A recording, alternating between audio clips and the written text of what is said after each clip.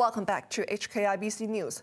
Iran has demanded that the United States lift crippling economic sanctions as negotiations in Vienna hit a stalemate. European governments criticized Tehran's nuclear development, but Iran says its program is for civilian use. After a months-long hiatus, diplomats from Britain, France, and Germany returned to Vienna to continue efforts on restoring a nuclear agreement reached with Iran in 2015. 3 years later, former U.S. President Donald Trump tore up the accord, known as the Joint Comprehensive Plan of Action, or JCPOA. Now the Europeans find themselves negotiating with a new Iranian government, headed by President Ibrahim Raisi, whom the West regards as a hardliner. Raisi, who ran his presidential campaign on promises to skew the accord to Tehran's favor, continues to shun direct talks with the United States. At the United Nations, the U.S. dangled a carrot.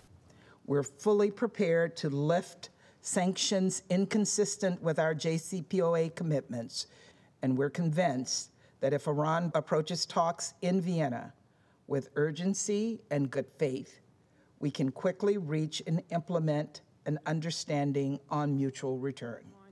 The Iranians have demanded that economic sanctions be lifted first before revisiting the defunct accord. Top negotiator Ali Bagheri Ghani told the European signatories that their previous negotiations were merely drafts. Since the deal collapsed, Tehran was swift to break the 3.67% uranium enrichment limit to reach 60% purity. The U.S. and its allies accused Iran of aiming for 90% enrichment needed to build a nuclear bomb. Oil-rich Tehran has long denied developing nuclear technology for military use, but the International Atomic Energy Agency has called for more transparency. The survivors of a U.S. drone attack on innocent civilians in Afghanistan in August say their lives are in danger and urge Washington to take them to safety. Right now, we are under threat. Everywhere we go, that everyone has got us that you get huge compensation. It's a big threat for us. And also, several times I requested for USA, especially for our lawyers, that you should evacuate us as soon as be possible, because in here we are under threat.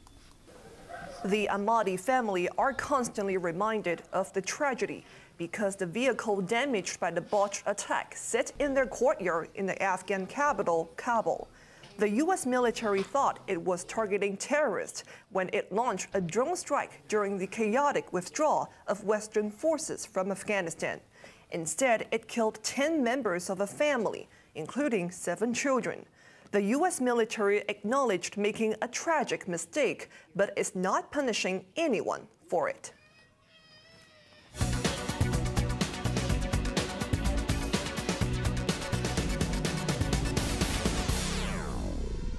Analysts have not ruled out more stimulus measures on the mainland after a mixed economic performance last month. Factory output grew faster than expected as raw material prices fell and power supplies were steadier. But property investment slowed down as the sector faced increasing pressure. Growth in retail sales also eased, mainly because new COVID outbreaks led to measures that restricted spending. Some economists fear that China's recovery is losing momentum and predict that fourth quarter expansion may dip below 4%. Healthcare firms slumped on the local stock market today on concerns that some mainland biotech firms may be blacklisted by the United States. WuXi Biologics led the retreat, plunging almost 20% as the healthcare sub-index dropped more than 9%. Beijing, which plunged on its Shanghai debut, closed down 7.6% in Hong Kong. Mainland developers were also weak, with the Shimao Group ending in negative territory for the 4th session on concerns over an asset sale and canceled apartment deals. The Hang Seng Index lost 0.9%. Now let's take a look at the markets. The Hang Seng Index closed down 215 points. Top 10 active stocks, WuXi Biologics down $18.85. Tencent down $4, Alibaba up $2.30, and Meituan down $4.40.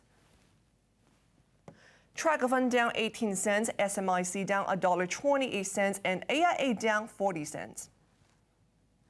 Forex trading against Hong Kong dollar. Euro is trading at 8.79, British pound at 10.34, and Australian dollar at 5.56.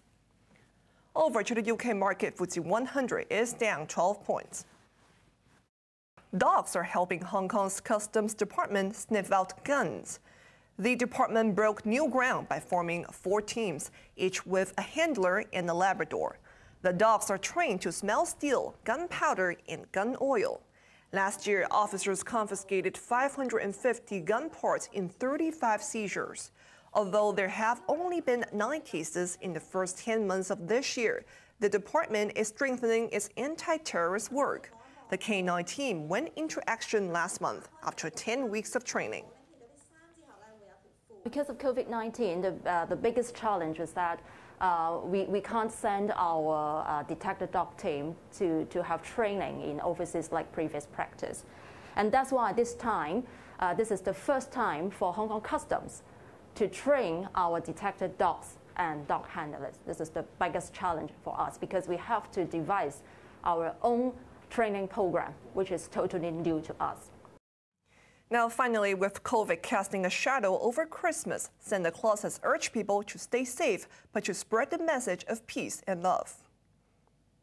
I think people have been very good for 2021, especially the children. Yeah, I know there has been lockdowns and everything, and people have been together at the houses, but I wish that people should do things together more. Not isolate in their own rooms, but do something together. Because I've heard very worrying news about children and young ones around the world. On to the weather now. Light rain in the morning and at night tomorrow. Warm and sunny during the day with a top temperature of 25 degrees. Get ready for a cool weekend. Now let's take a look at the weather around the world.